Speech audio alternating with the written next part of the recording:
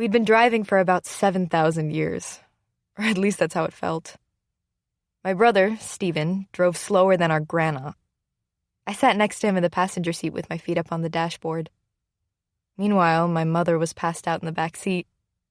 Even when she slept, she looked alert, like at any second she could wake up and direct traffic. "Go faster," I urged Stephen, poking him in the shoulder. "Let's pass that kid on the bike." Stephen shrugged me off. "Never touch the driver," he said, "and take your dirty feet off my dashboard." I wiggled my toes back and forth. They looked pretty clean to me. "It's not your dashboard. It's going to be my car soon, you know." "If you ever get your license," he scoffed. "People like you shouldn't even be allowed to drive." "Hey, look," I said, pointing out the window. "That guy in the wheelchair just lapped us." Stephen ignored me, and so I started to fiddle with the radio. One of my favorite things about going to the beach was the radio stations. I was as familiar with them as I was with the ones back home, and listening to Q94 made me just really know inside that I was there, at the beach. I found my favorite station, the one that played everything from pop to oldies to hip-hop. Tom Petty was singing Free Fallin'. I sang right along with him. "She's a good girl, crazy about Elvis. Loves horses and her boyfriend, too." Stephen reached over to switch stations, and I slapped his hand away. "Belly, your voice makes me want to run this car into the ocean." He pretended to swerve right. I sang even louder, which woke up my mother, and she started to sing, too. We both had terrible voices, and Stephen shook his head in his disgusted Stephen way. He hated being outnumbered. It was what bothered him most about our parents being divorced, being the lone guy without our dad to take his side. We drove through town slowly, and even though I just teased Stephen about it, I didn't really mind. I loved this drive, this moment. Seeing the town again, Jimmy's Crab Shack, the putt-putt, all the surf shops. It was like coming home after you'd been gone a long, long time. It held a million promises of summer and of what just might be.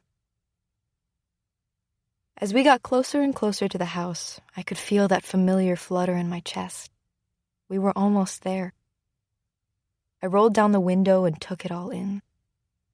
The air tasted just the same, smelled just the same. The wind making my hair feel sticky, the salty sea breeze, all of it felt just right, like it had been waiting for me to get there. Stephen elbowed me. "Are you thinking about Conrad?" he asked mockingly. For once, the answer was no. "No," I snapped. My mother stuck her head in between our two seats. "Belly, do you still like Conrad? From the looks of things last summer, I thought there might be something between you and Jeremiah." "What? You and Jeremiah?" Stephen looked sickened. "What happened with you and Jeremiah?" "Nothing," I told them both. I could feel the flush rising up from my chest. I wished I had a tan already to cover it up. "Mom, just because two people are good friends, it doesn't mean there's anything going on. Please never bring that up again." My mother leaned back into the back seat. "Done?" she said. Her voice had that note of finality that I knew Stephen wouldn't be able to break through. Because he was Stephen, he tried anyway. "What happened with you and Jeremiah? You can't say something like that and not explain." "Get over it," I told him. Telling Stephen anything would only give him ammunition to make fun of me. And anyway, there was nothing to tell. There had never been anything to tell. Not really. Conrad and Jeremiah were Beck's boys.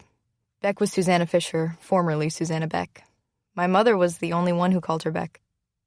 They'd known each other since they were 9. Blood sisters, they called each other. And they had the scars to prove it.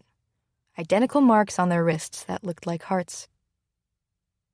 Susannah told me that when I was born, she knew I was destined for one of her boys. She said it was fate. My mother, who didn't normally go in for that kind of thing, said it would be perfect, as long as I'd had at least a few loves before I settled down. Actually, she said lovers, but that word made me cringe.